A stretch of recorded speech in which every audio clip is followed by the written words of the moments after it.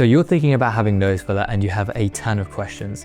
This video is going to serve as a consultation so that I can answer all of your questions before you even go see someone in clinic. Now, I'm going to go through things like the contraindications of nose filler, the complications, who's suitable, who's not, what sort of things you can be achieved with nose filler, and hopefully by the end of it, you'll have all of your questions answered. But if you do have any more, you can always drop them below in the comments. Now, let's first of all discuss the difference between a non-surgical rhinoplasty, i.e. nose filler, and a surgical rhinoplasty. Now, first of all, non-surgical rhinoplasties or nose filler is actually skyrocketing in terms of popularity. In fact, there are over 1 million procedures done in 2024 alone, so it's definitely becoming more popular. But why is that? First of all, nose filler is significantly cheaper than conventional surgery. Now, I'm going to use London prices. I know many of you are going to be watching this internationally, but these concepts will spread to wherever you are, regardless of your location.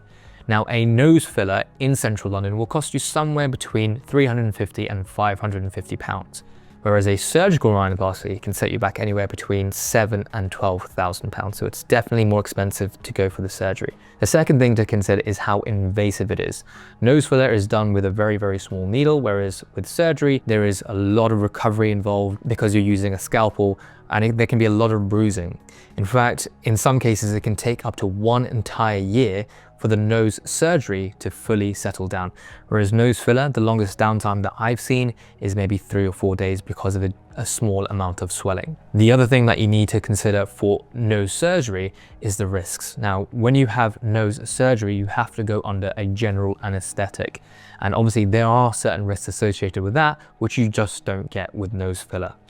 There are also more risk because you're using a scalpel, you're cutting away tissue, so there's a higher risk for things like infection and severe bruising.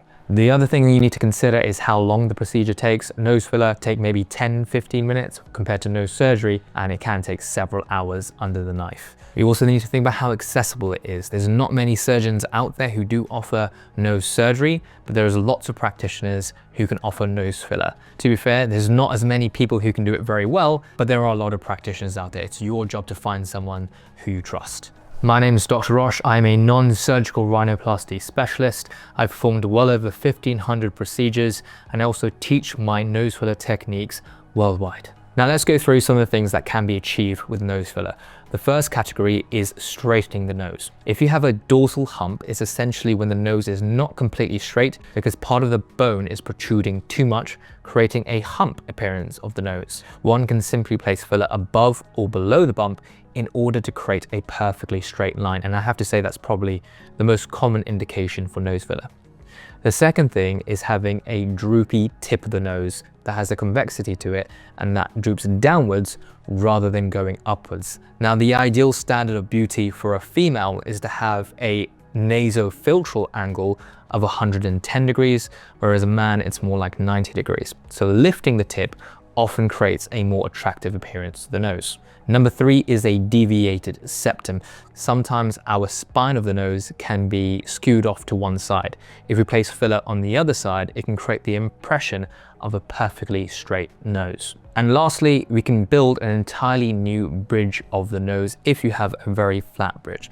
Typical patients who tend to have this tend to be the Afro-Caribbean population and also the East Asian population. Hopefully from the pictures that I've shown above, you get a rough idea of what is achievable when it comes to nose filler. Now, there's lots of things you can do with nose filler, but there are some things that you can't. Above is a picture of someone who is completely unsuitable for nose filler. The main indication for this is someone who has such a large dorsal hump that in order to make it a straight line, you would need to inject all the way into the forehead, creating a Roman looking nose or perhaps more of an avatar looking nose. So not only does it look bad, but also we cannot inject in that area because that is where our supratrochlear arteries lie, and that's where complications can arise if you inject that area. I will be going into that shortly. So let's talk about some of the contraindications to moving forward with this procedure. There are 2 main contraindications. There are far more cautions.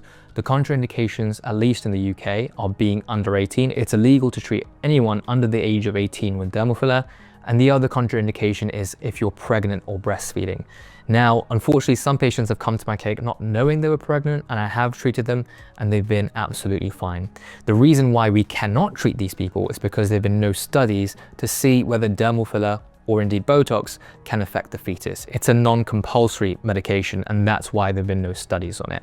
So if you're under 18 or you're pregnant or breastfeeding, we simply cannot move forward with treatment. The cautions, however, include things like autoimmune disease and also being immunocompromised, mostly because it just puts you at a higher risk of getting an infection. However, now the last caution is for someone who's had a broken nose in the past, or they've already had a surgical rhinoplasty. Now, some people think that this is a contraindication to treatment, but if you're experienced and you understand anatomy, you will understand that it's more of a caution. If you know what you're doing, you can treat someone very safely. Now, the reason why you can't treat these two categories of patients is because whenever you apply trauma to the area, i.e. through a broken nose or through surgery, then you undergo a process called neovascularization, which is essentially the formation of new blood vessels. Now, I'm very confident in treating the nose because I know where I can go and I know where I can't go. Now, you never want to inject filler into a blood vessel. That is the main complication that you need to be aware of when it comes to filler. And yes, nose filler is considered higher risk because if you block off one of the arteries in the nose, either the lateral, external, or dorsal nasal arteries, because they are end arteries, they don't have collateral supply. So if you block off the blood supply by injecting a large amount of filler within a blood vessel, then you compromise the amounts of blood and oxygen that is reaching that area. And if left unmanaged for several days, it can actually lead to necrosis. Now, I don't want you to worry. The chances of this happening, this occlusion, is about 1 in 100,000 for medical practitioners, whereas it's only 1 in 25,000 for non-medical practitioners. Now, if you are that unlucky 1 in 100,000 and you do get this complication, I don't want you to worry. The symptoms you would get if you did get this complication would be pain and also skin discoloration around the area that we've injected, the nose. If you have any of these symptoms, all you need to do is let your practitioner know. All practitioners stock something called hyalase. Now, this is an enzyme that directly dissolves the hyaluronic acid that's within dermal fillers. So if you do have this blockage, all your practitioner needs to do is put some hyalase in and it will completely resolve the issue, which is why it's absolutely imperative that you speak to someone and you go to someone who actually understands anatomy, who has a medical or nursing background, and also has done many noses so that they're confident in their ability and their skill. It doesn't have to be me, but it can be someone who does have all of the traits that I've just described. Now, if you do want to come into my clinic's based in London and in Chiswick. We offer free consultations through email and also consultations via video call as well. You're more than welcome to book a consultation. But if you're not close to London, then make sure you do your homework on who you choose to move forward with on this treatment. It's a big decision, it's a wonderful treatment, but if it goes wrong, it can go really wrong. So go to someone you trust. Hopefully that answers all of your questions on nose filler. If you have any more particular questions, please feel free to drop in the comments below and I'll be happy to help.